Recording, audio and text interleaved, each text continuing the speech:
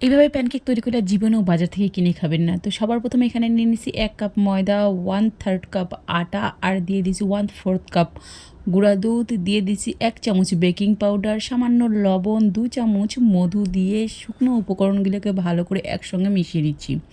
মিশিয়ে নেওয়া হয়ে গেলে এখানে আমি ১ কাপ দুধ অল্প, অল্প করে দিয়ে মিশিয়ে নেব। আর মেশানোর কাজটা একটু ধৈর্য সহকারে করবেন। তারপরে এখানে আমি নিয়ে নিছি ১ কাপ হচ্ছে পাউডার সুগার। আর আপনি এই পর্যায়ে 1/2 কাপ চিনিকে মিক্সারে একটু ব্লেন্ড করে নিলে কিন্তু এটা পাউডার সুগার তৈরি হয়ে যাবে।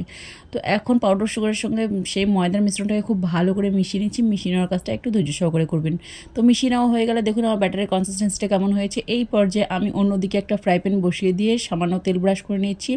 আর এখানে লো আঁচে কিন্তু আমি এই ফ্রাই প্যানটা বসিয়ে দিয়েছি। আর এটাকে ঢাকনা দিয়ে আমি রেখে দেবো ২ মিনিট। ২ মিনিট পরে উল্টে দিয়ে এটাকে আবারও রেখে দেবো ৩০ থেকে ৩৫ সেকেন্ডের জন্য। দেখুন আমার প্যানকেকটা কিন্তু একেবারেই রেডি। একে, একে আমি সবগুলো প্যানকেক রেডি করে নিচ্ছি।